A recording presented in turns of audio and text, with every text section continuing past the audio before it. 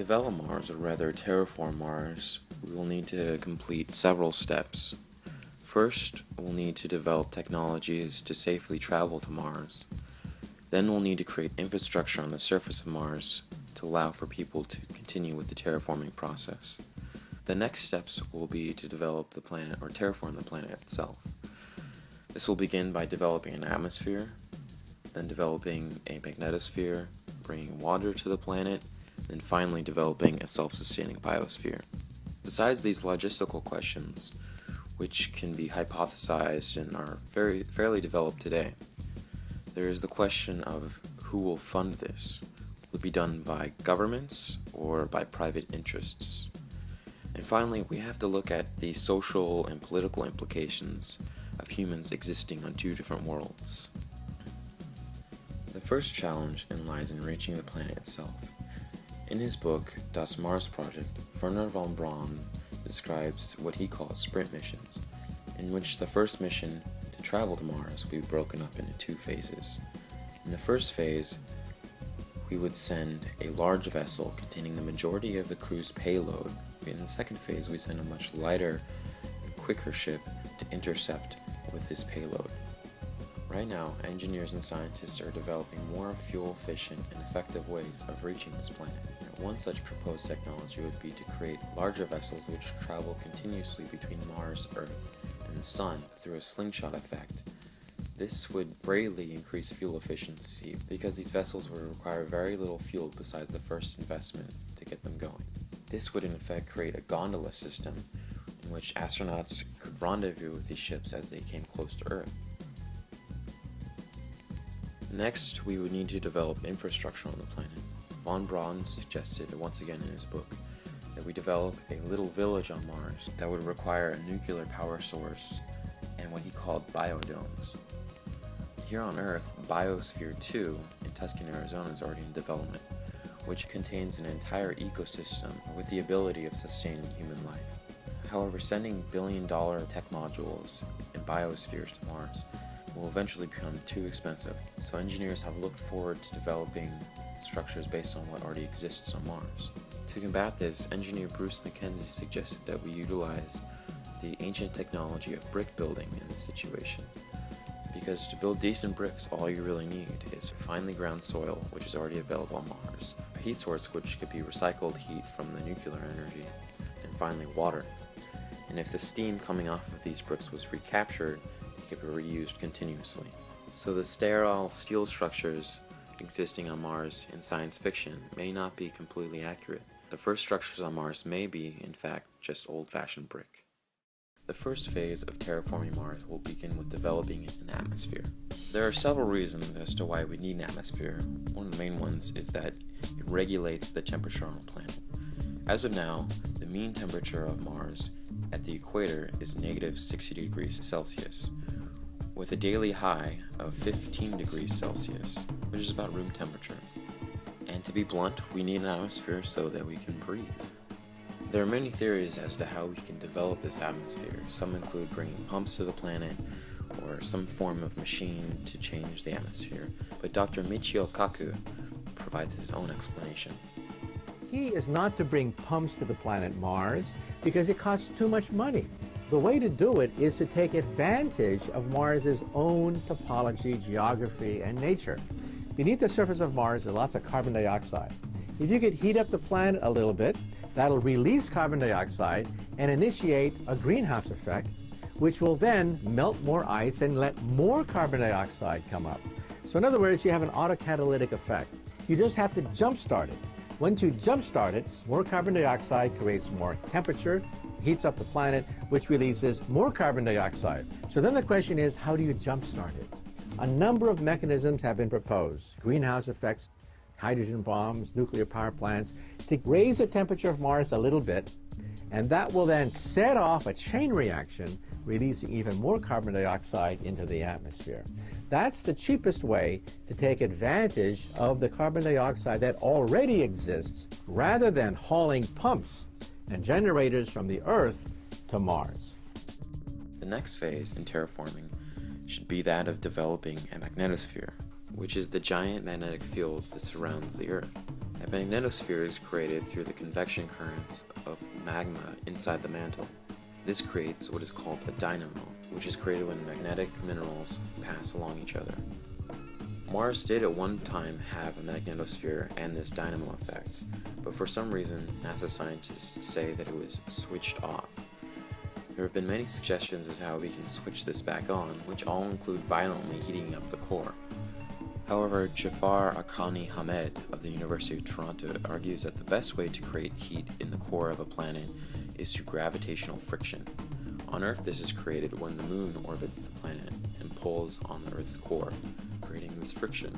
Mars already has two smaller potato-shaped moons called Phobos and Deimos. If we were to manipulate these moons' orbit to pull on the core of the planet, then we could once again heat up the core and begin a dynamo effect, thus creating a magnetosphere to protect us from radiation and solar winds. The next step would be to bring water to Mars.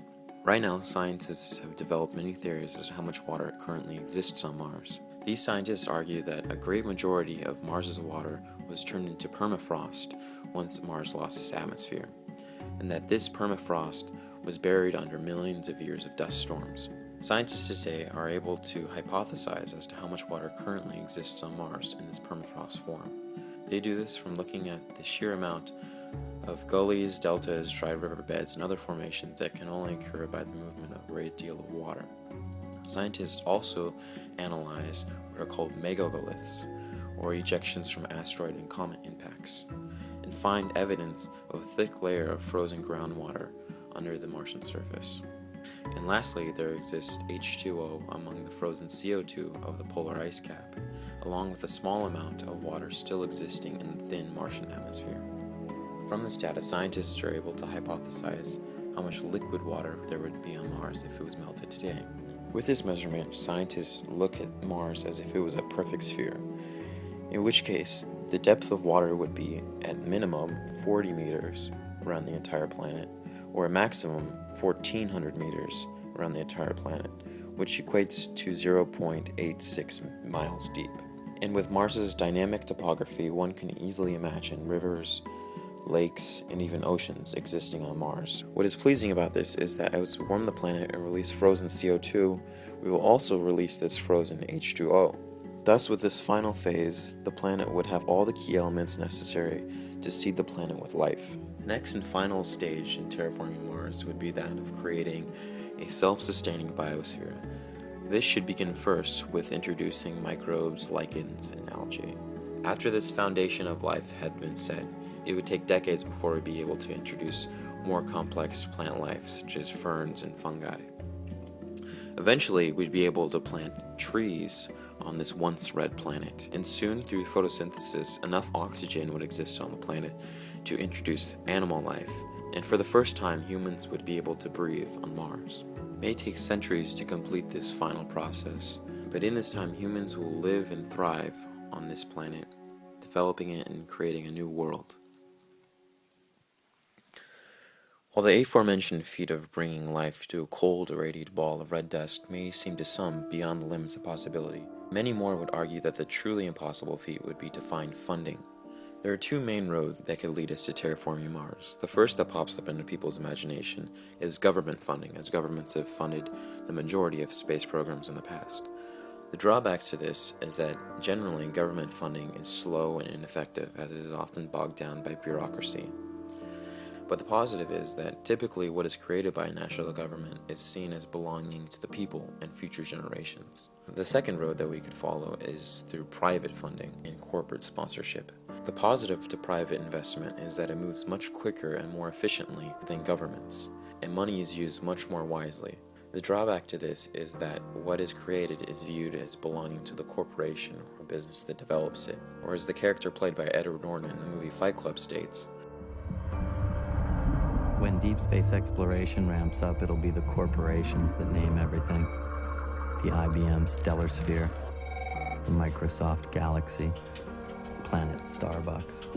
As the possibility of another world harboring human life becomes a more and more plausible reality, we must ask ourselves what social implications will this have on human society.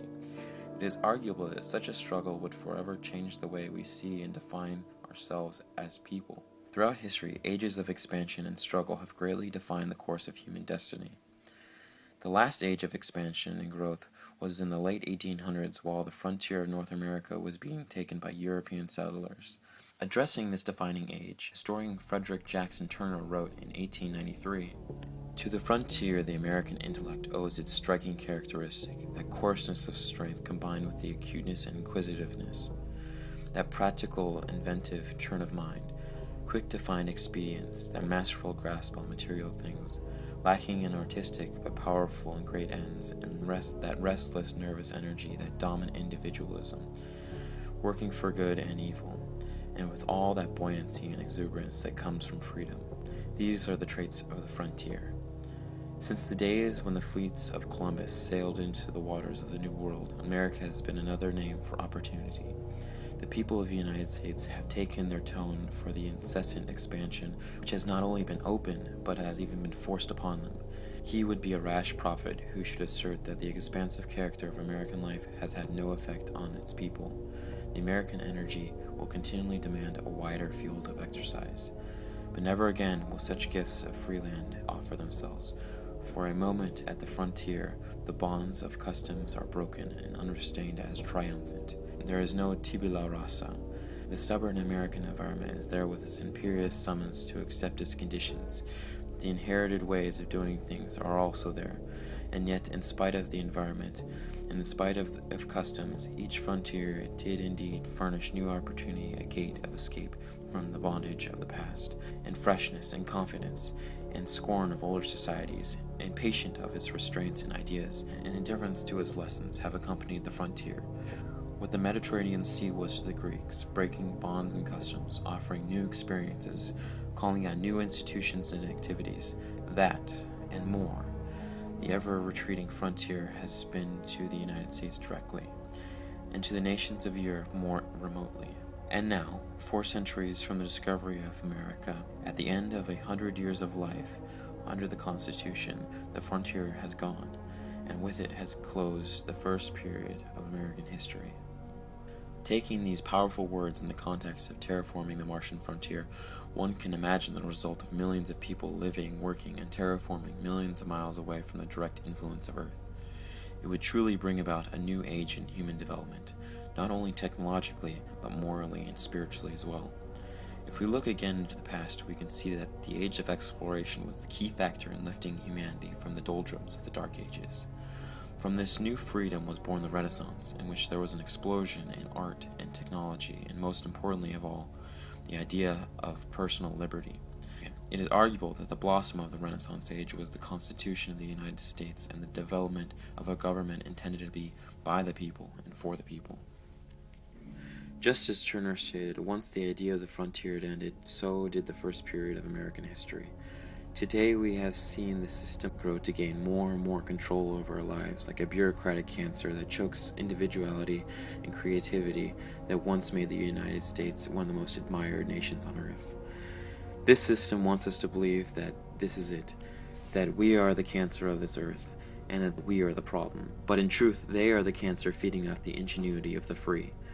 They would have us believe in a Malthusian model which can only end with us consuming everything like we were a plague. But what Malthus does not take into account is that humanity is capable of astonishing feats beyond what the naysayers would tout as impossible. Humans are builders, diggers, planters. We are creators. That is our destiny. And while left in stagnation, we can be easily convinced to create in order to destroy each other. But given the chance, we can bring life to an empty pot of dirt. We can terraform Mars. We can bring about a second Renaissance.